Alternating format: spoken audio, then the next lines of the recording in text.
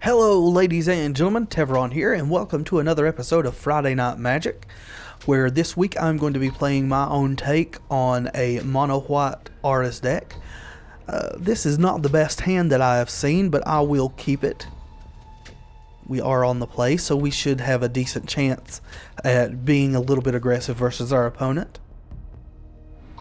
I've actually been pretty impressed with this deck so far, and I will put the list down in the description if you would like to check it out. It's been a lot more successful than I expected it to be. Go ahead and drop our Topan Freeblade. I played a deck similar to this at the very beginning when Duels Origins was released and was fairly successful with it. I just did not expect it to still have staying power in the upper ranks. And when I say upper ranks, I mean we are in the upper 30s right now.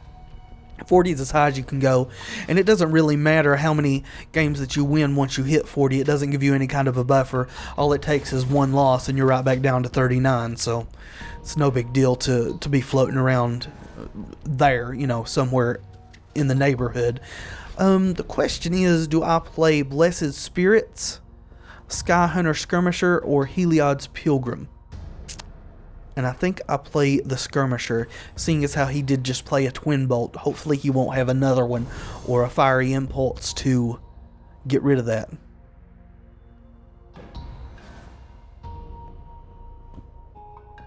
Seems that our opponent is playing Gruul of some description, maybe splashing a third color. Most often the third color you see splashed in a green-red deck is black to be playing Jund.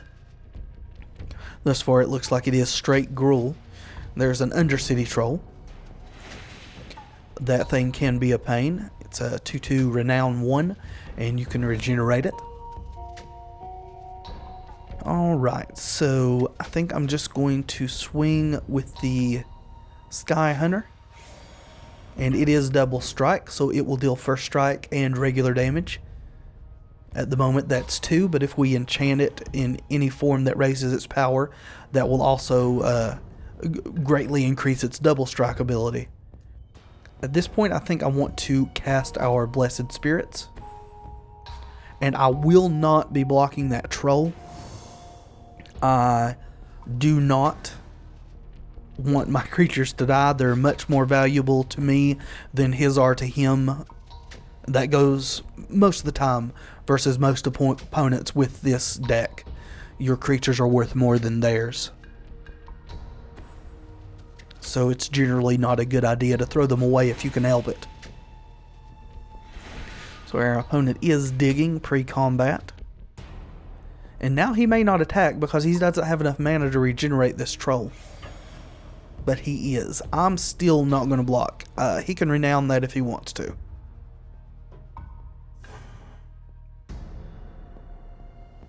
I want my creatures out there and doing damage to his face.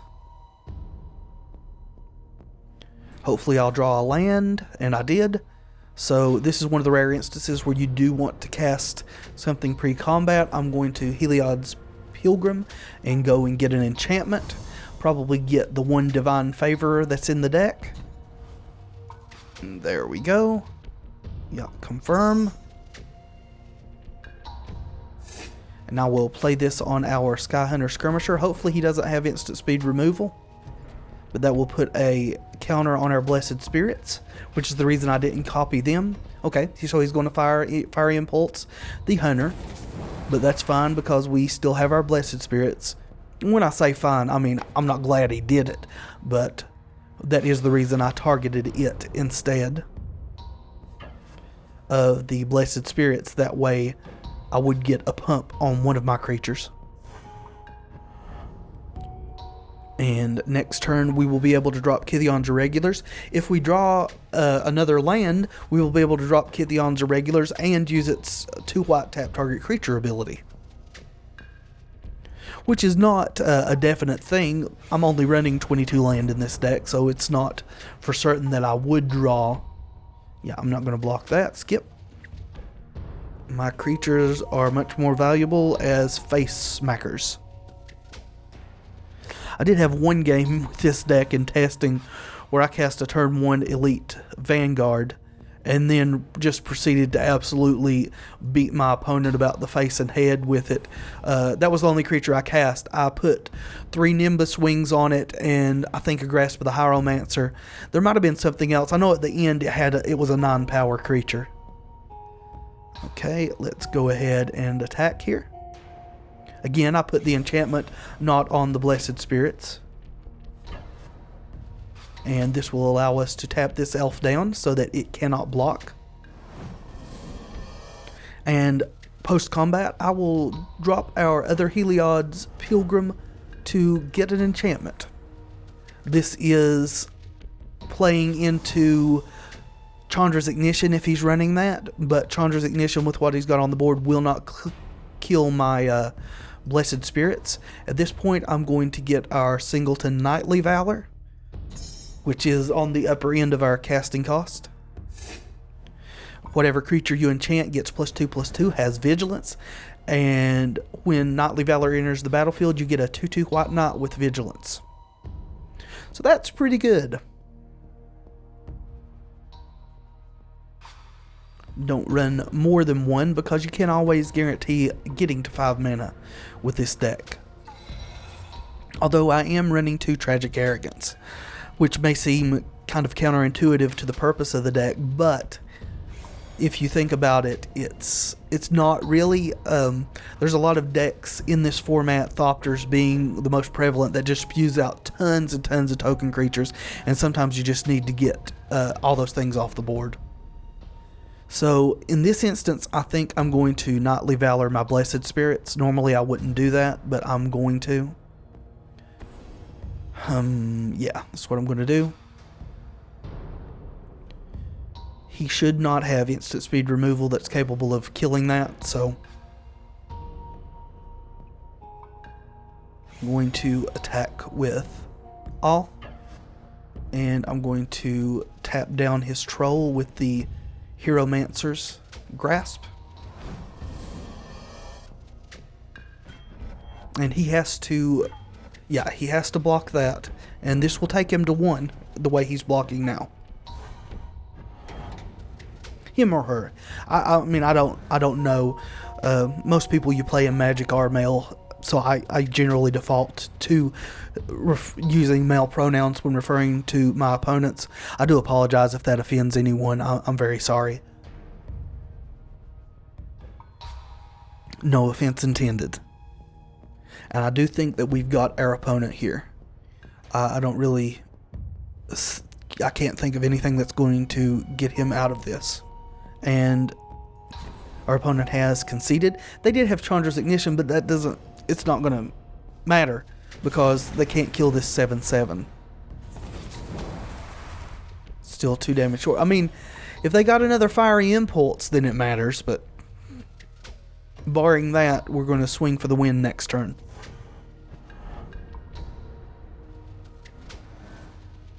And so it seems.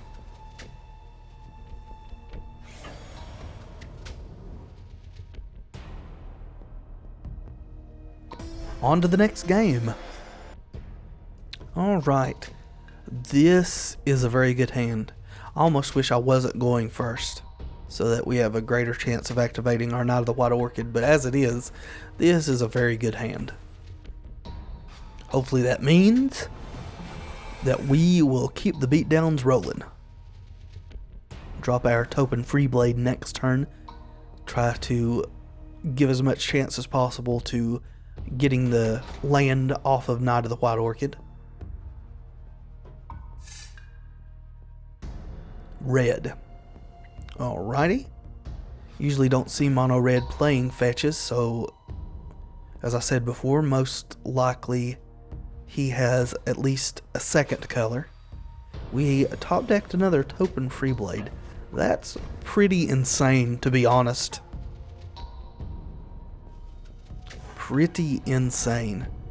And I could have Nimbus Winged up our Kytheon there, but I would rather not put an enchantment on a creature that could potentially flip into a Planeswalker and just drop it off. I would much rather cast it on the Topan Freeblade and make sure it gets renowned next turn. That. is my goal. Ooh, and we drew a land. The question is whether we want to play that. I actually don't think we do. I want to Nimbus Wings our Topan Freeblade up and swing with her.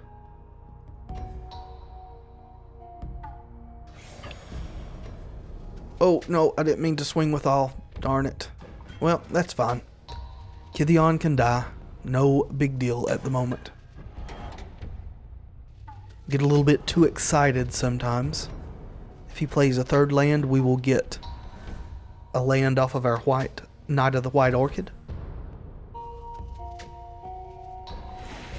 4/5 Flying Vigilance. Pretty good, I'll be honest. Pretty good in my book. Alright, so let's swing. Get so used to hitting attack with all.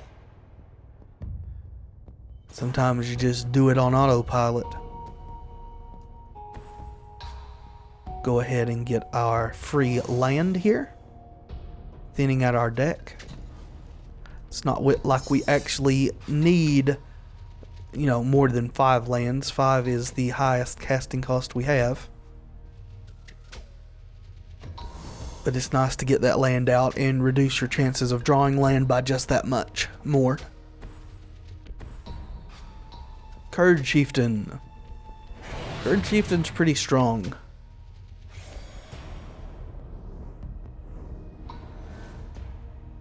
Yep. Play our 5th land. Continue. And I probably will not play this other Freeblade because I don't want to play into a Chandra's Ignition that could wipe out 3 of my creatures instead of just the 2.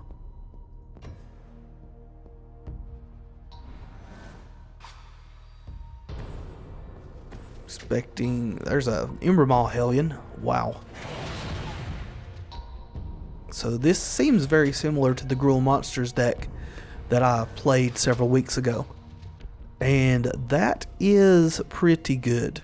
I'm going to Nimbus Wings my other Freeblade. So this will allow us to just swing for the win here. Nice.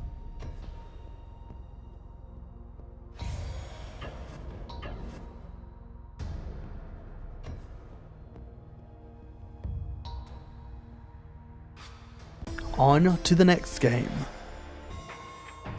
Okay. It's not a super great hand with only 1 creature. Does have the potential to be really stupid though, so I'm going to keep it. If our opponent is not playing something that can effectively remove creatures, this Elite Vanguard could get stupid big. If he's playing black though, I really don't want to commit that much onto 1 creature. Okay, red. Ooh, a mono red perhaps. You don't really see Foundry Street Denizen in decks that aren't mono red that often, so I'm just going to go with that assumption. And with that assumption, I'm going to play Nimbus Wings on our Elite Vanguard. Seems pretty good. Get in there.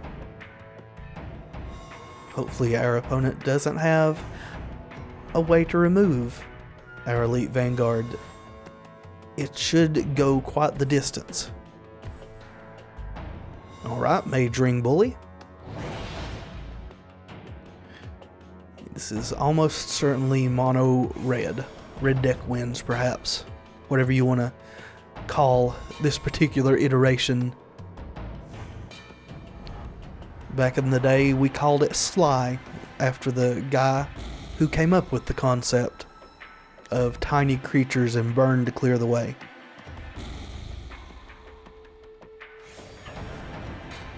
And I will drop my Topan Freeblade.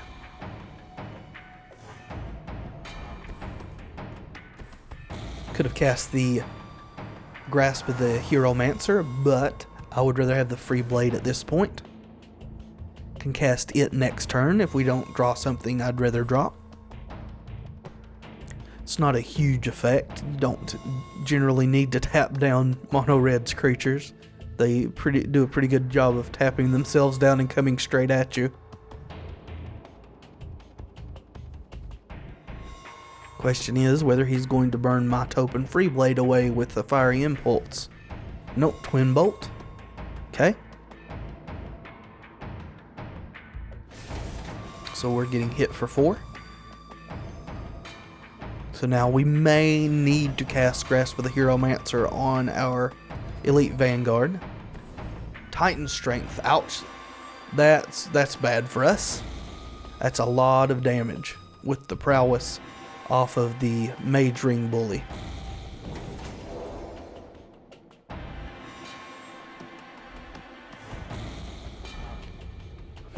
We are suddenly in not great shape here. Though we did get another Topan Freeblade. I'm just going to swing with the Vanguard. The question is whether I want to cast Grasp on our Freeblade as soon as I play it. I probably don't, because he has Spell Mastery now, and a Fiery Impulse by itself would be enough to kill our Freeblade.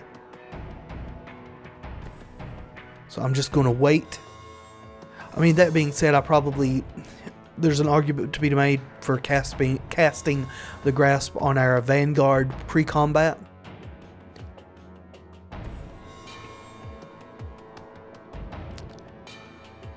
That would have protected it from a Fiery Impulse as well.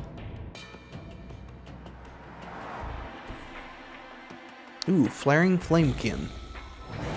So he's running some enchantments for sure.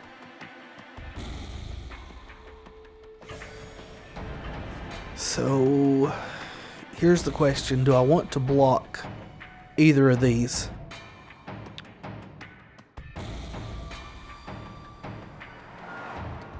Three, 4, 5, 6. I can put him to 5 next turn. Could top deck a land and just Tragic Arrogance next turn. I don't want to block the Mage Ring Bully because there's a chance that he has an instant to pump it. I am going to block the Foundry Street Denizen.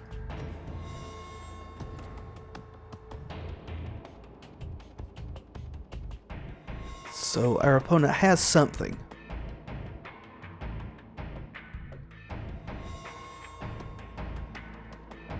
Question is what? Titan Strength, okay. Yep. We have probably lost this game. He's just come out of the gates way too fast for us to deal with.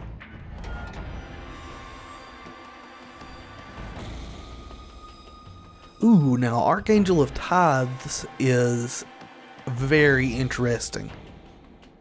Of course, he could just straight up untap and Exquisite Firecraft our face as well. I'm going to attack.